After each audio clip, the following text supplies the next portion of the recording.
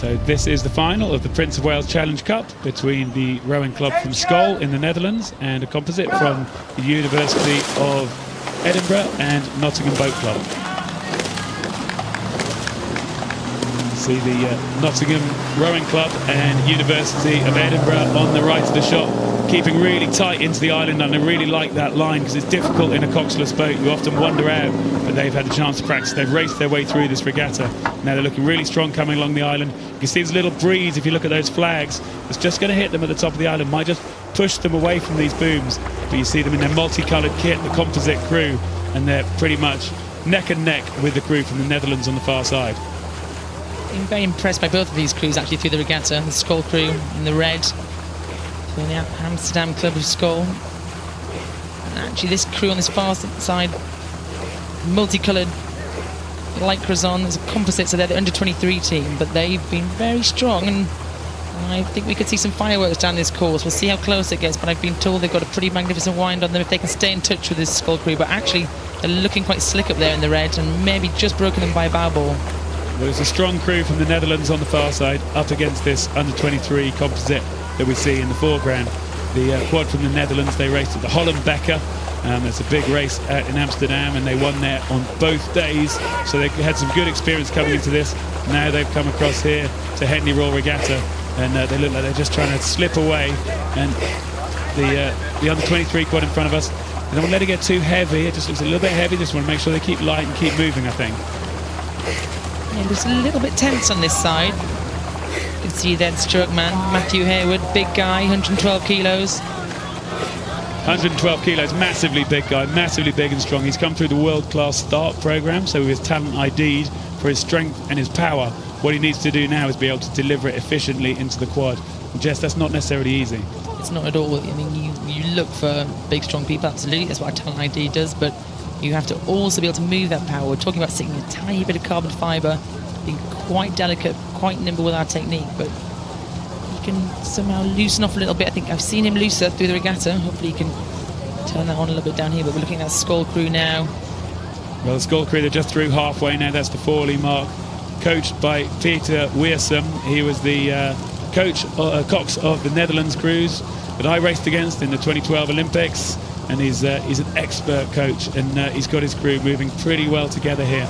And I guess there's a kind of efficiency about them. There's a quickness and a lightness about them. It looks a bit lighter. It looks a bit heavier in that British quad. They might have been stronger, but they need to be efficient. They also need to be careful with their steering. Very close to these booms on this side. I would not be feeling too comfortable. That would feel very close if you're in that crew. It absolutely would, and you don't really want to have that in your mind, thinking, I hope we don't hit the side, because as we know, it can be catastrophic if you hit the side. I think they made a little correction and just came out, and that board there is showing an overlap at the 3/4 mile. I think the crew from the Netherlands will be nervous if the crew on the left that we're seeing, the under-23 British team, start to close that gap any further. But that's exactly what they want to do in this really crucial third quarter of the race. And that's the difference with one-on-one racing. So normally we'd be racing in multi-lane race, 6 crews, and you use the different crews around you to pull you back into the race. One-on-one, you can literally break a crew and you can move away. But if that crew behind can stay in touch, well, it's all to play for, and they really are staying in touch, Greg. They are staying in touch there, and it's Sam Major. He sits in the 2 seats. He's the one who has the rudder on his foot, so he will keep the crew on a dead straight line. And to be fair, they were close to those booms. They stayed close to the booms, and actually they're going to row exactly 2,112 metres. He's not snaking around. He's not putting any extra metres in, and that's going to help them as they're now coming towards the enclosures. And you can be sure there's going to be a massive roar for the British crew here over the crew from the Netherlands, from Skøll. They're still sculling nicely, but there's still a couple of minutes left in the race. Absolutely. Look, they've moved now. They've got about 2/3 of a length. I think this British crew have actually maybe turned it on a little bit through the middle of that course. And we have been told they've got quite the wind in them, so let's see what's going to happen. Well, you picked it, Jess. There's lots of strength. There's lots of power in the crew on the right. There's finesse. There's guile in the crew on the left. Will the power be able to come through as they're coming down now, right in front of the enclosures? You can imagine the people getting up on their feet, roaring them in as they come to the 1 1/8. And that 1 1/8 post signals to everyone in the grandstand that the crew in lane 1, the crew on the left of our shot, is in the lead. Then the board for number 2 goes up and shows there's just about an overlap, but it's sprinting time. There's only 20 strokes left to the line now. Absolutely ramped up, yeah. Still in their mid-30s. We expect crews to get well up into the 40s.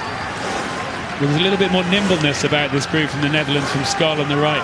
They're just moving on up through the rates, and the blades just disappearing into the water. It's not the tidiest blade work you'll ever see in a quad, but you wouldn't necessarily expect that. They've been rowing along for 6 minutes now, coming down in front of the grandstand. The pain is going to be kicking in. Yeah, now they go. Now the British boys go. But have they left it too late? I feel like the Skøll crew look a little bit more comfortable. They've broken them. They've got about a foot of clear water.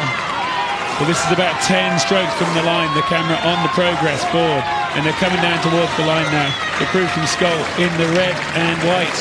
Those blades flashing in and out of the water, come across the line, and there they have it. They won it. It turns out to be a length. They held it from that pretty decisive move they made around the barrier, just in that quiet part of the race, and they nearly tip in, but confirmation of the win in the Prince of Wales Challenge Cup for the group from Skøll against the composite from Edinburgh University and Nottingham Rowing Club.